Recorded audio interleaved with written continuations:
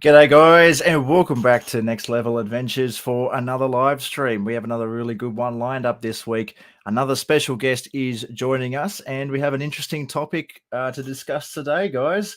Today we have Ed from Ed's Full Drive and Camping, and he's going to be giving us all the details on his SIMPSON desert trip. So looking forward to it, guys. Thanks for those guys who've jumped in the chat already. Good to see a few of you in there. G'day, Mud Duck, Umpro, Naz, Pam. Everyone's in tonight, guys. So let's not waste any more time and let's introduce this week's special guest, Ed from Ed's Full Drive and Camping. G'day, Ed. How are you, mate? Good to see you. Absolutely fantastic. Yeah, you're looking good as always. Thanks, mate. You too. Yeah.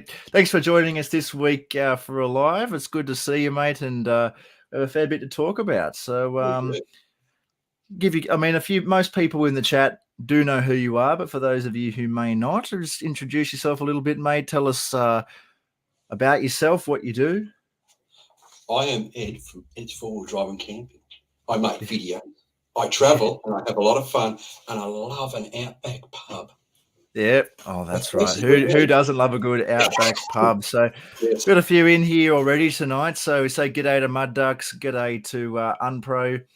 Pam, Naz is in. G'day, mate. How you going? We have adventuring pals in tonight, guys. So a few new faces here on the lives. I suppose that's good, mate. It's good to see some new faces in here, and as everyone is sort of jumping in still as well. So we have a few questions for Ed, and we'll just wait a few minutes before poking him and ripping in. We'll just wait for a few more to jump in as everyone kind of starts to. Oh, g'day, Off-Road Touring Life. Good to see you, mate. How are you doing? Thanks, Joe. Adventure pals are legends. I certainly don't doubt that, Muddy. Alrighty, so I suppose there's a few in tonight already, so we might get started with our first question. Ed, what do you reckon? All right then. Come on, let's go. Yeah, all right. So a few introductory questions first, and then we'll start getting into the questions about the SIMPSON desert trip. So tell us, mate, what type of content do you specialize in on YouTube? I used to do a lot of reviews. The reviews were fun. But the reviews I did were the gear that I actually own and use. So I know you can get reviews on all sorts of stuff, but I only review stuff that I like and I've used over a period of time. Yep. My favorite content is doing my trips. I love doing my trips, getting out there and exploring. Sometimes I get a little bit too involved in the exploring part and not much of pointing the camera and showing everybody what I'm doing. We've all been there, haven't we? That's and somebody will say, "Did you get that?" I go, "What?" So I didn't get the footage. No, and you get home, you go, "Where's that SD card? I've lost that SD card." Too many times, you just get kind of caught up in the moment. Yeah, I do. Yeah, that's good. I mean, that's I guess a similarity, mate. We love doing it for the adventure, and I have to agree. That's my favorite part about YouTube, So a few more jump in. G'day, Shad. Flatbroke, how are you doing, mate? Snoopy, good to see you, mate, again. Wow, a few jumping in. So what vehicle do you drive, mate? And let's tell us a little bit about it. As I know you quite like it. Blue 2014 FJ Cruiser, which I stole from the dealer. Yes. The story behind it. I'll tell you a bit of a story. I'll break it down so it's really small. Yeah, no worries. Put the word out to the Toyota dealers. I'm after an FJ. And I'm after a yellow one. So they're ringing me up, going, "We've got FJs. And I go out to the dealer, and it'd be a black one. I go, "No, mate, I told you I wanted a yellow one." So I go out to the dealers, and eventually, you sort it all out. And the last dealer I went to, he had four cars. He had 2 black, 1 white, and this other one. I looked at 2 black ones. Nah, they were pretty average. The white one, no way. He says, finance manager's car's out the back. He's selling it. I thought, really? I said, "Oh, yeah, all right." So he's pulled around the front. It had like 32,000 Ks on it, brand new. Yeah. Ex Toyota fleet. And the guy says, "Oh, we want this. And I said, "Mate, it's not yellow. I told you I wanted a yellow one."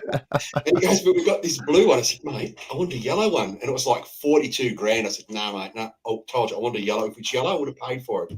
Yeah. So, I know. I said, "Mate, I'll give you 32 for it. Oh, I couldn't do it for that. And I'm looking at my watch going, I've got a job to go to. I've got to be in Preston in half an hour. Comes back, do it for 36. I said, mate, I told you. 32. So I started walking out the dealer. Next one I get, hey, come back. We'll do it for 34. I go, no, mate, I told you, 32. You're still persistent, aren't you? Jesus. It was blue. I wanted a yellow one. Yeah. So I walked out the deal. I thought, nah, and I wasn't actually going to buy it for that. I thought, there's no way they're going to go down to 32. I walked out, got into my little car, and the guy comes running out of the dealer. We'll do it for 32 today. I was like, geez, really? So I said, all right, we'll do it for 32 today. Yeah. Signed the paperwork, rang the boss, the Minister of War and Finances, and said, oh, guess what, babe? She goes, what? I said, I bought a new car. She goes, oh, dear. I said, I bought that FJ. You know FJ I've been looking at? She goes, you bought a new car? I said, yeah, we pick it up Saturday. She didn't believe me until we went to the Toyota dealer and picked it up on the Saturday. Oh, dear. Did you get the minister's approval on that one? No. I said the guy who I bought it off, I said, mate, it's got to have a full tank of petrol in it. You know, full tank of fuel. Yeah, we'll do a full tank of fuel. Not realise it's a 159-litre fuel tank. Oh, Jesus. And the poor guy's standing there. He's going, oh, I'm going to get trouble for this. I didn't know it was a full tank. It's this big. No, he's mate. You shook your head off about. Yeah, I'll take it. And that's how I bought the FJ. It was purely just by chance. It's just been arrogant and rude. So 32. I had no intentions. I thought there's no way they're going to come down to that, and they did. Oh, that's good stuff. So, I mean, that's a steal. How you got to be happy with it, though. Oh, yeah. It's a great vehicle. I think it's unique as well. You know. Yeah. A few in the chat are pretty impressed with it. Rich is a bit biased with the blue FJs. I can tell you why. Mm-hmm. G'day, Josh. How are you, mate? Now, Ed, you were saying before you do a lot of. You enjoy the filming of the trips, but you don't do much of pointing the GoPro. That's a Reset Adventures special too, right there. He does a lot of that. enjoys the trip, but forgets to film it anyway. So let's get into it now. There's a few in, so tell us, mate, about your recent trip to the Simpson. Give us a little bit of a rundown on it. Okay, the planning for this trip originally started last year, so I do one big trip a year. So this one was planned about a year in advance, and I had my crew already picked out, like who I was going to take and some extras. We had Nas from Nas Time Adventures, a mate of mine. He's in the chat. Dave, another mate of mine, Tony, another good friend of ours, Helen, who drives a Jeep. Even though she's a girl, she's still my mate. Yep. And we had Sean in a 200. Yep. So that was the trip. So I had my crew picked out. So, all right, guys, we're going to do this. So how I researched, because I've done the Simpson about 5 times now. Oh, so this is not your first trip. So you've got a bit of experience up your sleeve. That's good. Yep. But the advantage of being that I've done the trip a few times, I've done it in all sorts of conditions, from soaking wet, slop, to stinking hot heat, to just all of it. But the main map thing, or how I plan my trip out, is I usually grab my big HEMA map, you know, those ones you buy, and just sit there, the HEMA app, just plot it out and go, we're going to go that way. Fair enough. So you use that you use HEMA as navigation in your cruiser, or? Yeah, I use it on an iPad. So I have it on an iPad. Oh, that'd be good. Nice big screen. Yep. No. HX2 on the windscreen as well. And you can't go wrong with the Simpson. They're straight roads. Well, they sort of wiggle around a bit, but you can't go wrong. Once you're on the French line, you go. Happy days. Yeah, good stuff. That's well, it sounds like it was a pretty good trip, mate. So you had everything planned out in advance. So how much time did you kind of set aside for this trip originally, and how much did you end up taking? Originally, you can do it from home, from Melbourne back to Melbourne within about 14 days. Usually I give myself a couple of days. It's not that hard. It's a lot of driving, I'd say. Oh, yeah. To do it in 14, big caves. But 14 days, 2 days in the pocket just in case something goes wrong, like car breakdown or roads get flooded, or you need to take a big detour or something like that. So 14 days we can do it to and from Melbourne. That's pretty good, I'd say. Yeah, I was expecting you to say a bit longer than that. But no, You 14 just days, yeah. put in the K's. Once you get to Maree, Mm, which is basically Oodendata that way, Oodendata track that way, Birdsville track that way. That's your decision time, which way I'm going to go. yeah. Or you can always go up to Cooper Pedy as well, but I usually go to Maree because it's a good pub and they have good burgers there. Yeah, fair enough. As you said, love a good outback pub. Yeah, that's good. Love a good outback pub. And so the plan was for this particular trip, we got to Maree and I had 3 plans. It turned into 4.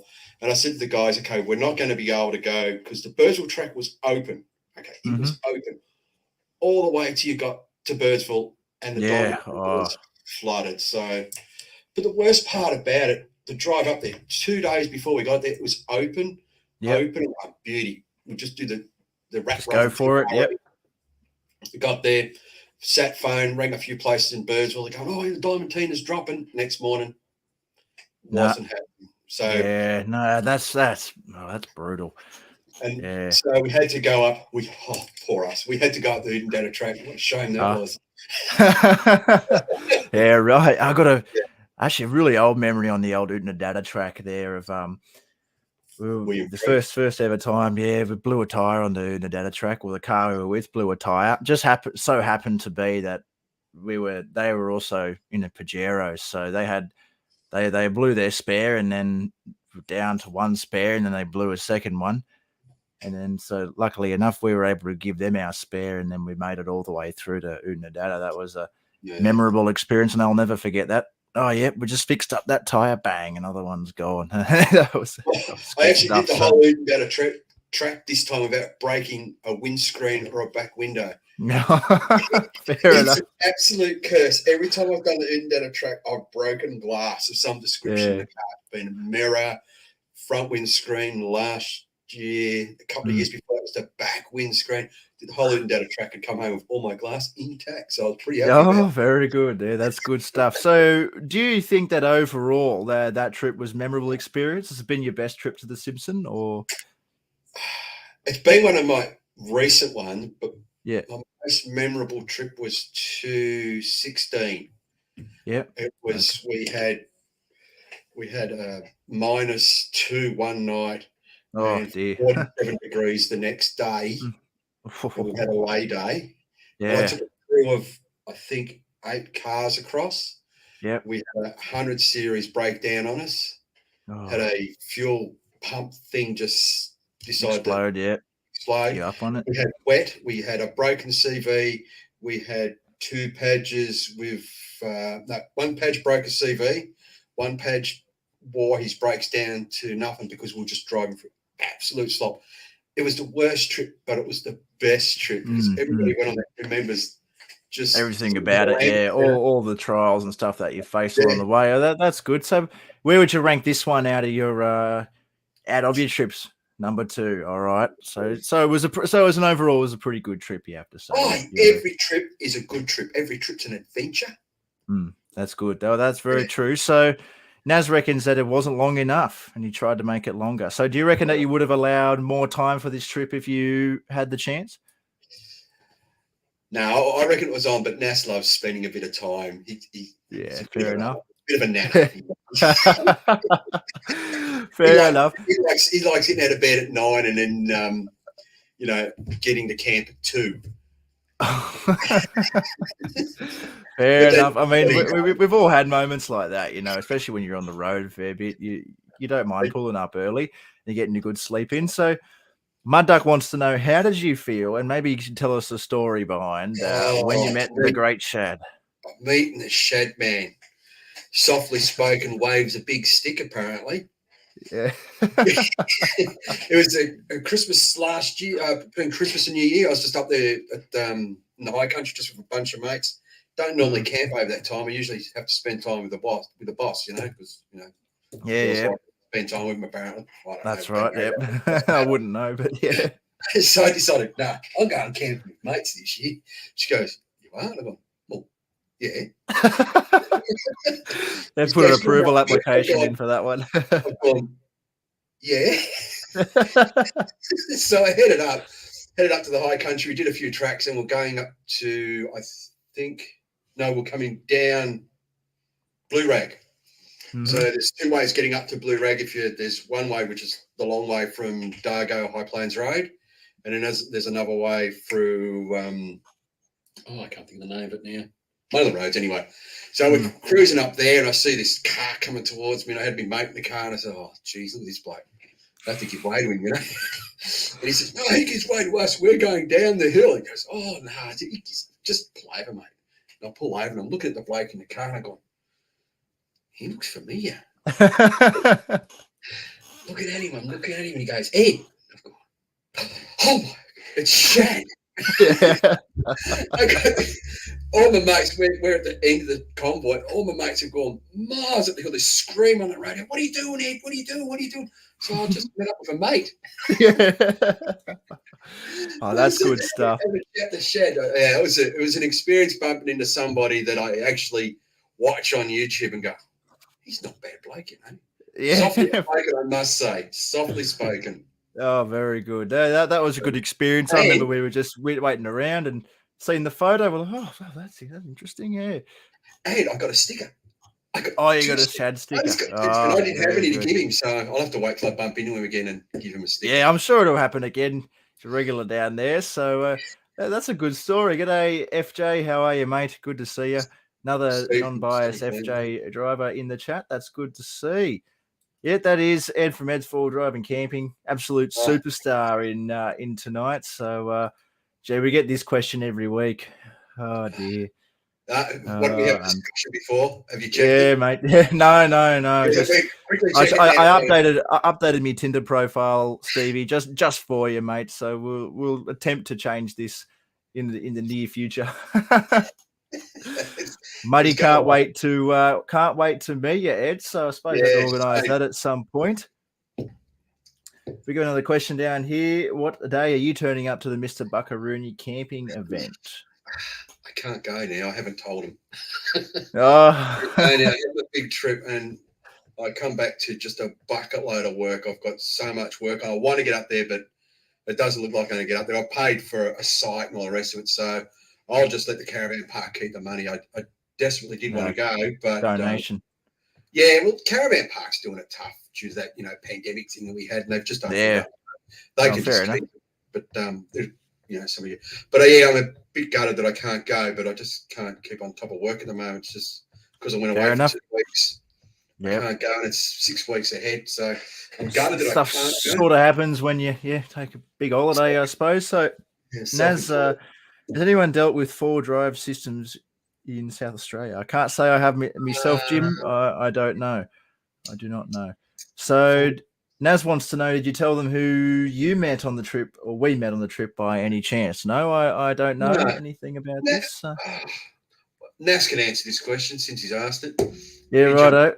Because Naz from Naz Time Adventures was on my trip, and any video content that you see on Naz from Naz Time Adventures channel came directly from my trip. So, little shameless self-promotion. No, like cons in that. No. We did. You did say. Oh yeah, sorry, mate. So there will be another one, I am sure. So back to a little bit about the Simpson Desert. So to touch on your note about the incident in Birdsville. So did you face any trials and tribulations on the trip, and how did you overcome them? Apart from Birdsville being closed, it was fine. The only thing that broke, I blew a fuse. Oh, yep. And blew a headlight globe, and that was all the damage on the trip. That's pretty good. Could be worse. That's I'd be happy with that. So the only thing was that with the trip home, because we had to go the other way. The original plan was to go from east west, and it ended up going from west to east. So we did the easy way. I wanted to go the hard way. So that's the thing that changed. But the big change was when we got to Birdsville. The usual thing: you're at the pub. You have a couple of drinks, talk to locals, you get all the good oil, which is all wrong. and then you go to the police station the next day, and the man says, I'll be checking the road at 9 o'clock if you want to come down. So you go down, join the local policeman. He's a lovely fellow, by the way. And he looks down there, and he looks down the track, leans up, gets on his phone, he goes, no, boys, you're not going down there. How are we going to get out? You're going to have to go north. Oh, So we had a 1,600-kilometer detour to get home. So that was, I know. far out. And we got to an intersection. Yep. We're going to go straight. It's a beauty, no worries. Man in a blue suit comes out, says, "No, boys, road's closed. You have to go that way." We're going, so we've opened up the map. We literally opened up the map to the side of the road and gone, "Okay, we'll go that way then." Went that way, drove for a whole day. The next day, we got to where that road comes out. It was open. It opened while we were driving, and we didn't know. Oh, you're kidding. So we're a bit dirty on that, but it is what it is when you're out there. You have to expect. Oh, you have to take it as it comes. Yeah, absolutely. And Terry from Jaffa, that's who we met from. Terry from Jaffa. Oh, that's a good, not bad. Yeah, mate. on the side of the track, mate. On the side of the track. You on the side of the track, mate. I wonder where we're going to bump into each other on the track. That'd be cool. Be a pub. So, what did you find in your sleeping bag, courtesy of Naz? This is Dave. He was actually on our trip. G'day, Dave. Good to see you, mate. We're camping at Winton. Yep. And I went to go have a shower, as you do, because I've got to look good all the time. Yep. Especially for the camera. Yeah, you know how it is. He says, "Aren't you going to do it this week?" I said, "Nah, mate, no. I'll just do a little zipper up and it'd be fine." And then some stick insects jumped in my sleeping bag. So I get in the bed going, "Oh, geez, I must have picked up this little stick from outside my camp." Get there and it's just full of sticks. So yeah, Nash put those sticks. That's funny. You know, it's always good when you're out on a trip. You know, someone gets you with something. I bet you're looking forward to getting him back. I don't know if you have yet or not, but I'm sure you got something up your sleeve for that. It's even worse when they pinch your boots and put sugar in them. Dirt Road 4x4 says, "I liked your cameo on Naztime Adventures video last week, and I hope Mr. Naztime paid you well." No, he didn't. Yes. That's like last week, mate. I'm still recovering from the last live I did. I had to send Shad the check in the mail. That was it. How'd you go? Yeah, well, it's good. Yours is on the way too, by the way. Thanks for tuning in. But yeah, we'll be recovering for this. Fair enough. So on a scale of 1 to 10 being easiest, 1 to 10 and 1 being easiest, how would you rank your trip from Dale Heights to Birdsville? It's easy. This year, it was the sand was the track was just schmicko. We were doing 18 kilometers at a peak, but I would reckon it's probably a 9. It was very easy this year compared to other years going that way. In saying it too, from Dalhousie to Mount Dare, I don't know if you're familiar with the road. Those who aren't familiar with the road, about 3 or 4 years ago, it was just a goat track. It was probably one of the worst roads in Australia. Since then, it's been graded and you can do 60 on it. Oh, that's good. You probably get an 8 if you really wanted to, but it's been graded and it's fantastic, that road. But that's to the turn off. So once you turn off to Mount Dare, you turn right. That road's just crap. It's fair enough. Fantastic. Not wasting any words on that one. Yeah, fair enough. Aussie bites. Our friend Helen, we went for a bit of a swim. 51 mosquito bites. Oh, jeez. Wouldn't you just hate that? You know. Oh, I don't. Yeah. But they all wanted to go. I knew what was there, so I didn't go for a swim. I stayed. I would have too. Yeah, certainly. So that's far out. So on the note of the Simpson Desert as well, since someone who's done it a few times, what are the essential items that you would recommend someone took for their crossing of the Simpson? Sat phone, number 1. You can hire them at either end. Sat phone's the go. Absolutely, yep. Sat phone, decent radio, recovery gear. Food-wise, take 2 extra days, and that can be just noodles or something. Yeah, something basic. Yep. There's a lot of traffic there, but you could be stuck out there with a major breakdown. Tyre repair kit, just a plug kit would do you because you can get away with that. Yep. Fluids, just not your normal fluids that you take on a normal trip. I actually packed this time a serpentine belt, which used to be called a fan belt back in the old days, but they're called serpentine belts now. Oh, Packed right. one of Yes. those, yeah. And what do they call it? Oh, it's a pack of this gluey stuff. I can't think of the name of it now. I can't think of the name. It's a kit and it has like all your little patches that you can put on, like your radiator, yeah. fuel tanks, Fair metal enough. things Yeah. like that. Yeah. They're That's sort of good to stuff. have. They are certainly good. I don't have one, but I do know what you're talking about. Yeah, they're Oh. good stuff. They are. Yeah, that's And you can buy a little kit like a fishing tackle box about that big. I think it's about $50 and it lasts 7 years. The stuff that's in there, oh great to have wow. in your car. That'll get you out of trouble. That'll fix a radiator up for you and things like that. But yeah, fluids are your main ones. Plenty of food, of course. Mm. Water. Well, Of course, depends. you definitely need water. We had a couple You, more you, jump in while we've been here. G'day, Mab. G'day, Destination Off Road. Good to see you guys. Muddy wants to know: did you dress in drag this time? Jeez. no, sorry, I couldn't do it. I got mates right now. They're at Birdsville at the Big Red Bash. They're sending Instagram photos, and I'm a bit gutted. I thought I would have loved to go on, but coming back from the Simpson and 2 weeks later going back to Birdsville, don't think the boss would like it. I don't think the customers liked it. But yeah, no drag this year, but I've still got the dress. Fair enough. Fair enough. Did you guys stop over at Overland Corner? No, we Did didn't. not? That's one of his favourite little locations, Overland Oh, Corner. righto. Yeah. Did you lose your toothpaste? Don't lose your toothpaste. Oh, fair enough. Oh, yeah, that's your toothpaste. Yeah, fair enough. So I guess you did touch on this a little bit before, but how did you plan the trip? Like, what sources of information and maps did you use? Just a paper map? Did you use any online I used sources?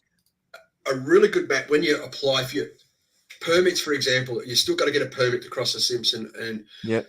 you just don't know. The government's changed their systems, and they might just turn around and say, no, we're only going to let a certain amount of cars go across. So with my permit, I usually buy it 6 months before I'm waiting to go. That way I've got it in my hot little hand. They have to turn around and say, no, we're only letting so many thousand cars.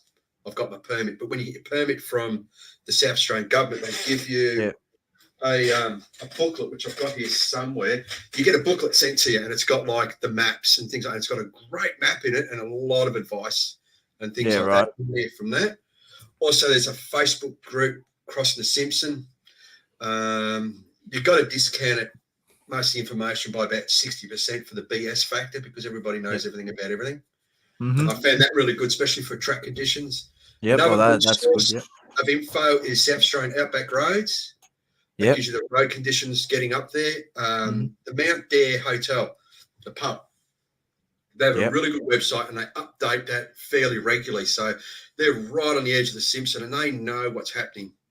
So that's a really good place for information for. Oh, that's good, because it is one of the big bucket list destinations, in Australia, and I said you tend to see with a lot of them, people when they're especially first timers going in, they struggle to find information. Maybe you miss something the first time, or you don't know the way isn't so clear. So that's good information there, mate. I'm sure that people in the chat, even like myself, who have not done this particular crossing of the Simpson, would find it useful. So what is the best place? Oh, hold on, we got a few more questions with you there.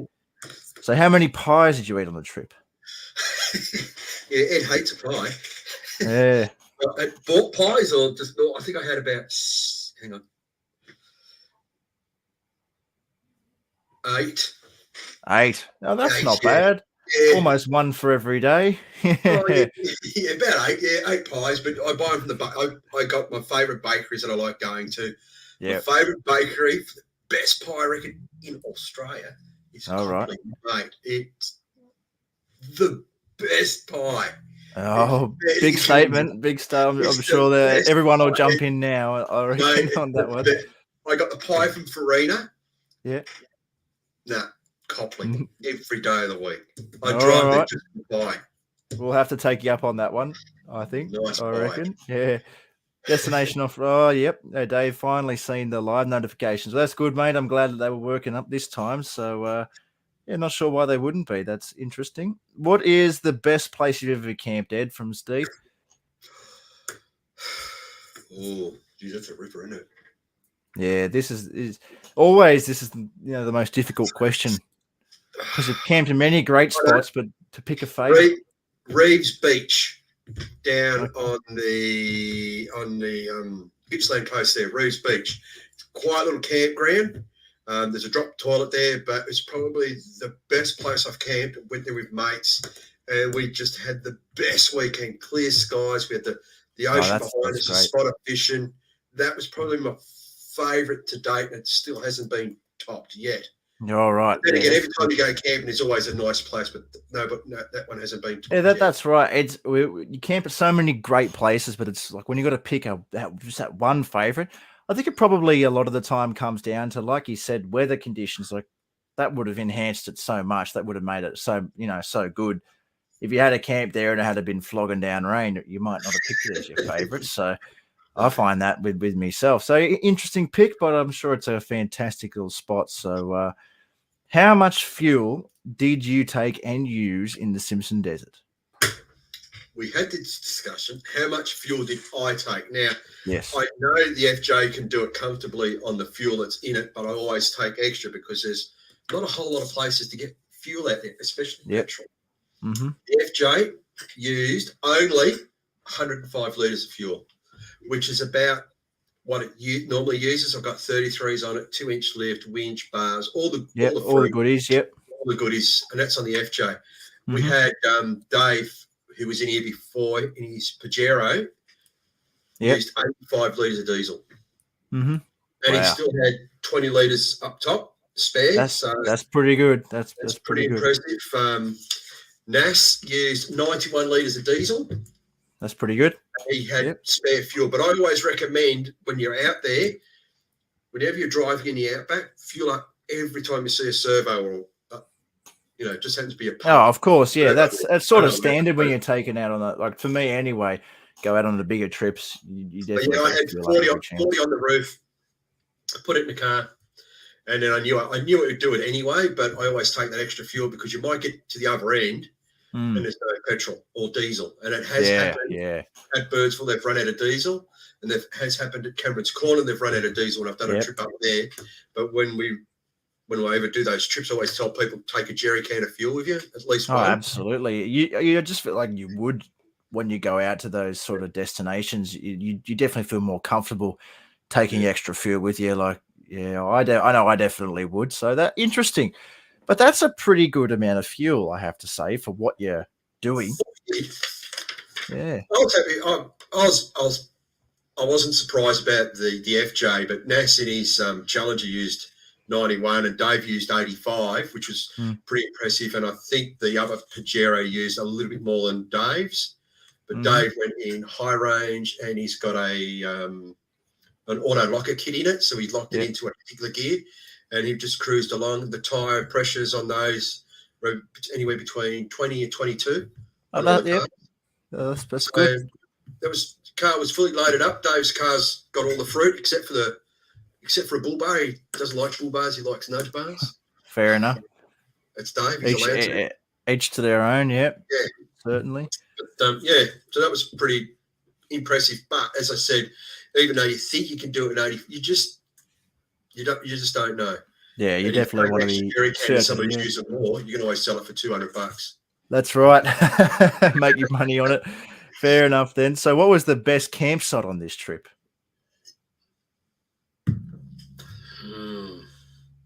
Jeez. All of them. All of them. Yeah, I was going to say there would have been some crackers. I think the last night was the best night, which was just over Air Creek. We had a clear night, got a bit chilly. We had a bit of water running in the background. No, not really, I lie.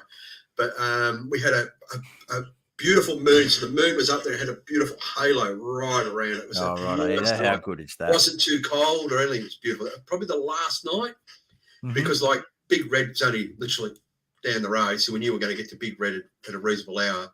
But the problem is the last night, it's the last night. And you go, and you want to make it. That's it. Yeah. But I reckon always like that on those big trips. Yeah. So Shab would like to know what cameras you are using. You ready? Absolutely. GoPro. Yeah, there he is. Got one and two. Yeah. And Oh, yep. Not bad. yeah, Is that a 9? Is that a 9? it is. I didn't go a Oh, 10. I couldn't afford a 10. Too poor. good stuff. And I also got myself a new iPhone. So Yeah, that's the goods right there. yeah. Yeah, everyone on here is probably sick of hearing me preach about how bloody good the I'll tell you cinematic a funny camera story is. about how good this phone is. I don't have it. A mate of mine took a photo. I took a photo of him. If anybody's familiar with Simpson, there's that last clay pan before Popple's Corner. It's a really long one.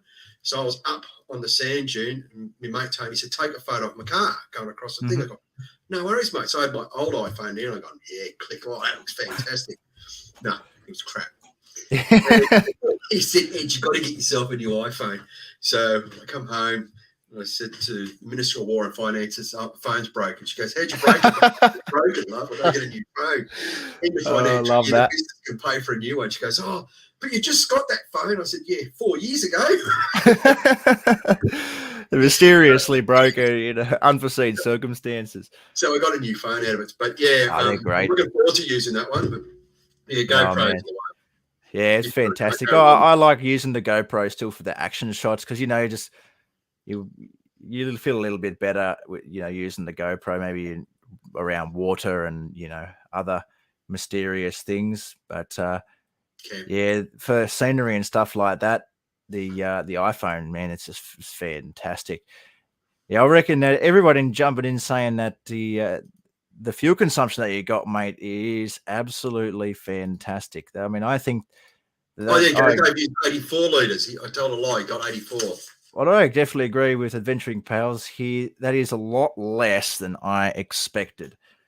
I think that That's with a full fridge. Yeah.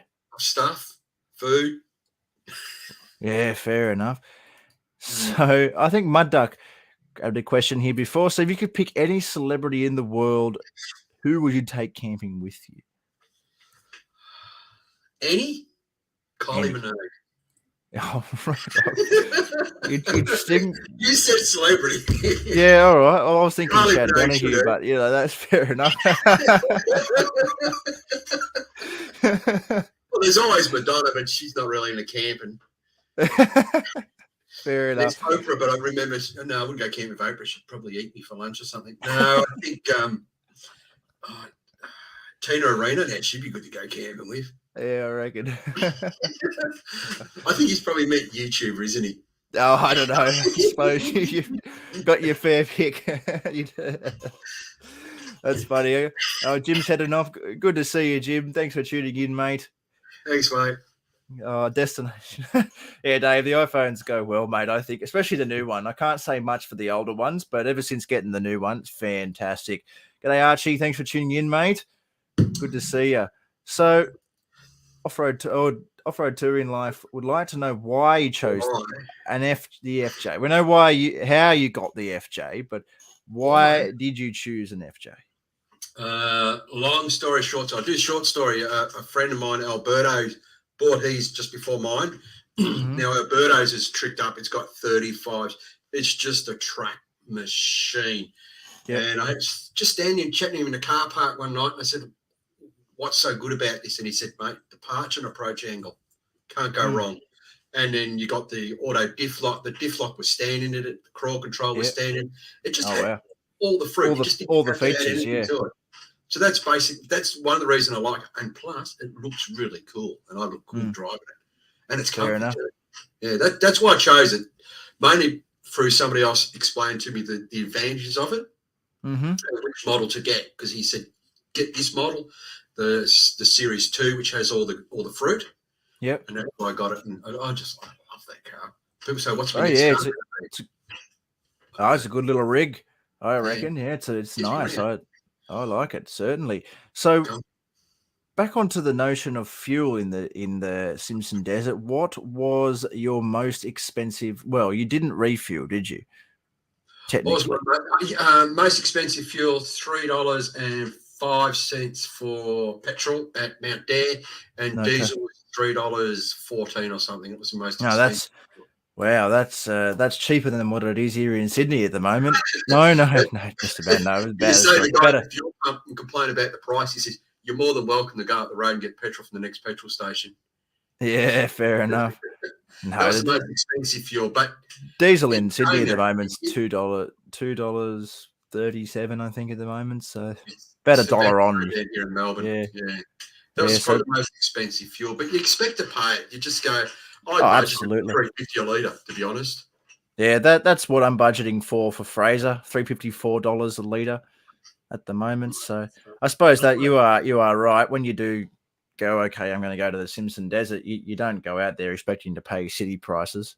Absolutely not. You'd be crazy, certainly crazy. So I tried to use my Coles vouchers there, and I just said no. But people that talking about Mount Dare, the people that work out there, Laps of Maps. They've got a YouTube channel, and they are out there, and I met them. Yeah. So I have seen Laps of Maps down the Bridle Track. Actually, once I was camping down there, and they were coming the opposite direction. That was pretty cool. So, well, they're working at Mount Dare for the season. Interesting. Yeah. Certain. Yeah. Well, they're a good little channel, I reckon. So, I guess this is, I would say, a question we probably already know the answer to, but we'll ask it anyway. So, do you plan on doing the Simpson again, or do you consider it ticked off from your bucket list? Never ticked off.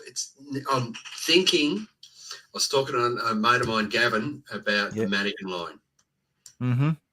So I'm thinking the Madigan line. So I still might do the Simpson, but I'm in the Madigan line, or even the Hay River track, which is in that region, and doing a loop up the Hay and back down again. Interesting. But that's in the future. But it's never ticked off. It's a funny thing about the Simpson. People go, "Oh, but you've been there. It's the same." It's never the same.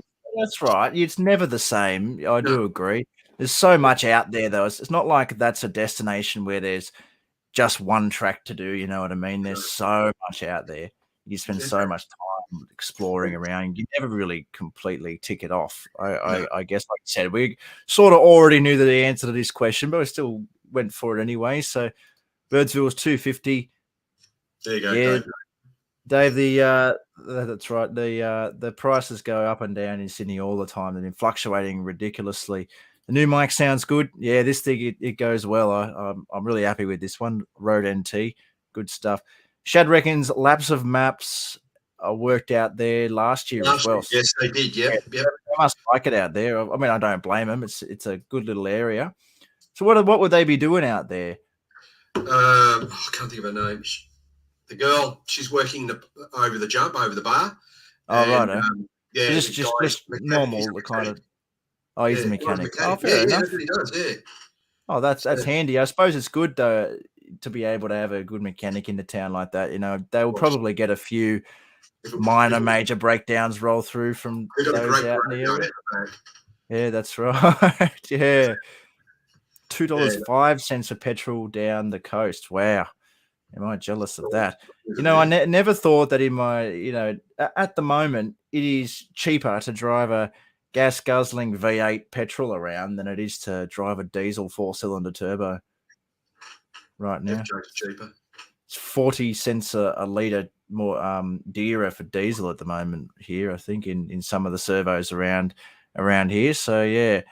Well, that's right, Naz. I think that even with the higher fuel prices, doesn't really stop us from adventuring. We just budget it in, it's just, we're always going to pay a fair amount for fuel, so just budget it in.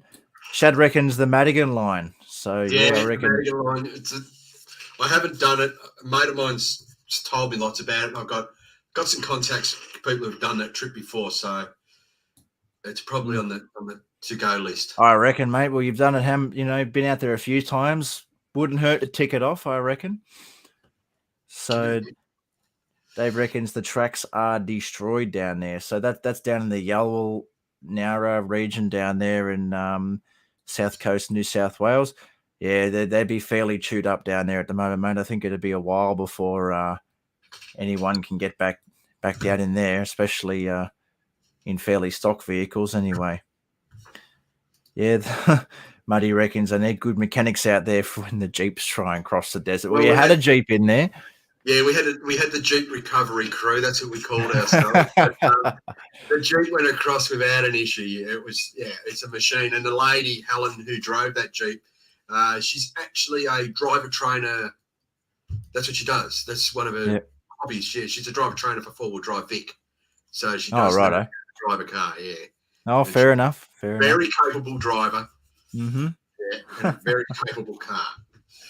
That fair enough. So, what is, Ed, your next bucket list destination that you are going to plan to head to? Cape York. Cape York. I think we've seen it just there in the chat before. Yeah. There you go. Yeah, Unpro Adventures heading up there. 3K budget fuel for the Cape trip. Have you been before? Mate, no. This is a trip I've been planning with a mate of mine for the last, well, it'll be 10 years, so it's almost 11 years that we've been talking about this trip. We're going to do it, and we're going to do it together. And we both want to get it done before that special birthday. Yeah. Fair enough. Let's do that special birthday. We want to get up there and get it done before that special birthday. So he's planning that literally now as we speak. He's just trying to work out in August or September. Oh wow, that's soon. No, that's great. You'll next year, of course. Oh yeah, but that's still next year. So, like you said, you like to plan your trips at least a year in advance. So he's coming up on a year in advance of that. Suppose you could use some of Steve's waypoints and stuff when he gets back from there. He's been keen. Unpro has been keen to head up there for a while. I'm looking forward to it. I'm not taking a camper trailer. I'm going to probably buy a rooftop tent from that company that everybody hates, Kings, and just use it once and then throw it away. Full of recent adventures there. He bought that rooftopper for the iCountry and sold it. That was good stuff. Yeah, I reckon that would be the way to go up there in the Cape, mate. You don't want to be you could swag it, but you might get eaten. Yeah, they call it. The crocodiles are going to go, "Oh, beauty sausage, right?" Yeah. This sausage is all the way from Melbourne. I better go away. Yeah, fair enough. So, what are your thoughts on bush stuff? Jeez. Funny story, bush duff. We're camping at Broken Bucket, which is a campground in Broken Bucket. That already sounds interesting enough. Broken Bucket. That was in the little desert, and old mate, he's a bit of a character, Alan, and we had this music. We're going, I'm going to cop this all night. So he turned around and said, I'll fix him up, Ed. I said, what are you going to do? And he's his wife's Aboriginal, so he put all this Aboriginal music on, and the duck stopped straight away. Yeah, he sorted him out straight away. Aboriginal music, that'll fix him up, Ed. Yeah, sorted straight away. Yeah, kids do it anyway. Hey, they we're do, all young and once, and we've all partied too hard in the bush. That's right. Thanks, FJ, for joining in, mate. Good to see you. Thanks for tuning in. So, see Steve. Have a friend. Dirt Road has a friend leading a group over the Simpson now. 14th crossing. Wow, dedicated. Wow. So, how did you get started on YouTube? Ed, a question from Naz. Naz knows the answer to this. I don't know why he's asking for. I suppose for all of us to hear the story. Started our channel. We've had stuff on our channels for a while and didn't do anything with it. And I met Naz through a four drive club that we're in, and so I thought, we'll start this YouTube channel stuff and we'll get free stuff. We'll get this free stuff. Guess what? I got a free fire pit, which was rubbish. This free stuff's just, it's free for a reason. Yeah, of course. And it was, so that's why I started my YouTube channel. To get free stuff. Fair, huh? No, but I suppose, have you come to enjoy it over time? Do you think it's... As I said, I've said previously to a few people, if it turns to be a job, I'm not doing it anymore. If I'm not enjoying it, I'm not doing it anymore. I'm still enjoying doing my clips, and I've dropped it back to fortnightly now rather than weekly. It's just been easier. That my business, I've got to work for a living. YouTube doesn't pay that much. Hobby, Absolutely. You know what I mean? So I'm thinking about 10 years, I'll get my money back on the GoPros that I bought. Yeah, that's about right. Just about, maybe a little bit of it. That's how I got started on YouTube. Myself and Nas started at the same time. Nas, I was beating him in subscribers for ages, and now he's caught up. So Yeah, fair enough. yeah. So we'll get That was the a reason. couple more for you, though. So, what has been your most memorable trip in the last 5 years? High countries with my nephews. Yep. Yep, Fair the enough. high country trip we do every Australia Day. Those boys were little boys when they first started, and now they're university students. I just love taking the boys out for that Australia Day long weekend. And that's probably my favourite trip is every year with my nephews. Yep, fair enough. Yeah, it's been good, and we've got great photos. We've got them sitting on top of Blu-ray. There's an original photo I took, and their mum's got this photo of the two boys sitting there, and they were teenagers. How do you entertain a teenager? Sit on the top of Blu-ray, give them a packet of potato chips, and they sat there for 40 minutes just looking at the view. And these kids are city kids, and they just fell in love with it, and they come up. Yeah, oh, it's fantastic. All the way down there, mate. It's God's country. Truly is. Oh, fair. That's fair enough. I could absolutely respect that answer, certainly. And I suppose that's been every year you've done those trips, but just that trip in general. That one was the best one. Yeah, doing them every year. No, that's a good answer, mate. Certainly. Shad would like to know if you've gotten a free torch yet.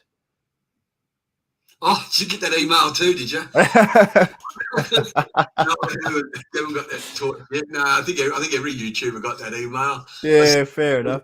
I'll have a look at it. It'll probably go in the whatever it was. In the bin or something. Yeah. Dave reckons you'll never get your money back on gear. Absolutely, mate. I mean, if you're buying gear just to review, I reckon that you almost never make your money back on that. I think that's a given. I think there you go. There's another bit of evidence. I think everyone's gotten that email, as you said, about the torch. So, Adventure Pals would like to know, what is your day job, Ed? What do you do for a living? I actually run my own. I've been self-employed for the last 30 years in my own pest control company. So I run Edwards Pest Control down here in Melbourne. It's just me now. I used to have employees, but I got rid of them. And that's just me now. So I've wound the business back a bit so I can have a bit more time. Yeah, fair enough. In. But yeah, I run my own business. I'm self-employed and hate every minute of it because you never get enough time off. To be an employee would be a lot better. I could have sickies Mondays, Fridays. Fair enough. We all love one of those. And that my major sponsor is, if you don't know, my major sponsor is Edwards Pest Control. Buys all my camera gear. Yeah, oh, what a good bloke he must be. Yeah. Fair enough. That's all. All right, so just about wrapped up the question. We've got one last one for you. So you sort of touched on it a little bit. And what do you plan for the future of your channel? Just keep putting along and doing the trip videos? Or I want to do more trip videos because I enjoy them. I do like my product reviews because that's where you generate your views because people search for that stuff. But I do like my my traveling videos. I'm trying to change it up a bit and do something a bit different with it. I do like, here I go, sucking up the Ryan. I do like Ryan's voiceover work that he does on his clips. And I do like the way he does that. And I'm going to steal ideas from everybody. And hopefully absolutely. Go for it. Yeah, I feel I do that. Like videos better. But yeah. There's so much you can do on a trip video, but you don't want to be, as my wife says, just your home movies. And that's basically what you're doing. You're sharing your home movies in a sense. Yeah, absolutely. But I find that when you're editing them, like, for example, you're editing them to be watched by your subscribers, it actually makes them more enjoyable for you to go back and watch because they're designed to be watched. Unlike a few hours of just crap thrown together. You're designing the videos to be watched, so I think we're fortunate, as they call us, YouTube creators. I don't think you realise you're actually creating a historical document. Yeah, because you go back, look at it that way. You think of the Simpson trip, like I can explain to you how bad it was, but there's a video of how bad the water was. So you're actually creating a historical document every time you do a video, because this is what it looked like today, and in 10 years' time, somebody will look at it and it'll be completely different, and so will you. Yeah, you are creating a historical document. I don't think we really get that as YouTubers. That, you look at a building and go, look at this old pub, and that old pub in 10 years will be gone, and people go, what happened to it? Yeah, that's right. No, certainly. I suppose I've never actually looked at it from that perspective, but you're absolutely Correct. I think that yeah, there are a few videos that I've we've been through some historical places, and those buildings are not going to be the same in a few years. Things continue to get older, so Well, that's like yeah, the high country. Those fires went through. I got yeah, photos, but no videos of before. mm, And you look at the videos now of where the fires just gutted the whole high country. yeah. Some of us have got videos of that, and some of us haven't. That's right. Well, yeah, that's a very interesting perspective to have, and I think that's That's what I actually look at anyway. a really good one, mate. That's hats off to you for that. Old blokes with cameras. Unpro Records, Mud Duck loves a sickie. Yeah, we all know Steve loves a sickie. 170 watt up your sleeve. Why wouldn't you? Adventure Pal's back to having to work again, mate. No good, but I'm sure you'll sort that out shortly. Yeah. So when the FJ's time is over, what would your dream four-wheel drive be? They haven't built it yet. Haven't built it yet. I'm going to cross that major line, the Y62 Patrol. Oh, very good. An Unpro Adventures Mobile. They're great. I love it, but I think what's going to happen to the FJ when the next Ford, it's not being sold. I've got a garage or shed out the back.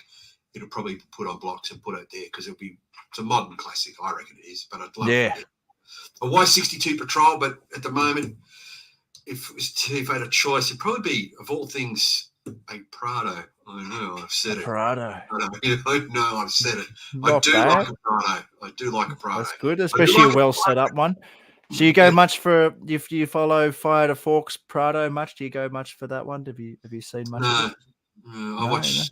No. Not ever really play YouTuber as such. I just sort of watch everybody. I tart around, everybody's just as good as the next. Oh, fair enough. That's right. Unless you're watching Shad, then you're reading it like I'm reading the Bible. Yeah. Just can't fair enough. Is Shad still in the chat? Absolutely, yeah, he still is, and he certainly is. So I don't know if you noticed, but I actually had national notice. I had a shave tonight, so I looked good. got the hair and makeup done. So that is all the questions that we have. So we'll leave it a little bit of audience questions. We'll give it a few more minutes. We're approaching the hour mark. Wow, that went really quick. So have a few audience questions, have a little bit of a chat. We'll probably start to wrap things up in the next 5 minutes. So, yeah, guys, I think it's been a great live stream so far. I think everybody on here knows about the Adventuring YouTube channel that we got going. The page? Yeah, the Facebook group that we got going. Yep, for Aussie Adventurers. Yes. So if anybody hasn't, have a click at that. Oh, that's right. So I will do a quick mention of that. If you are a creator in the chat tonight, Ed has Ed is one of two admins on that page. Is it you and Naz that are running a little page for us YouTubers on here? So micro influencers.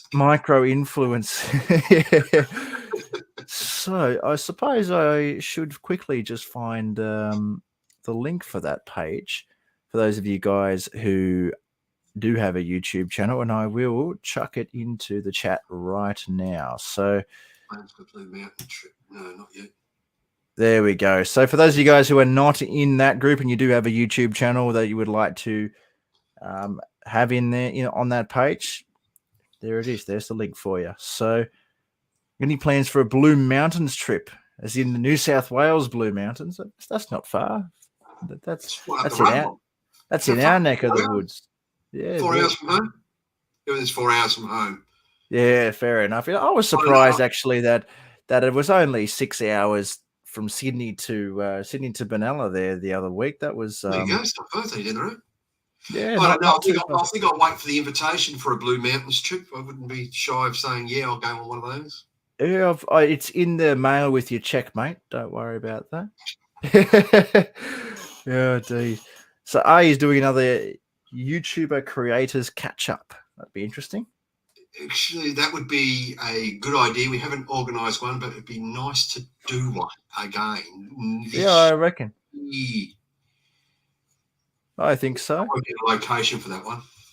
Well, that's the thing. It is a little bit hard with all of us to be able to get there due to the the extensive distance, but yeah, and stuff like that. But I think that was a good plan, and I think that it'd be a good thing to plan again. So, Muddy, geez, my ducks sure going savage tonight. You shave for your OnlyFans.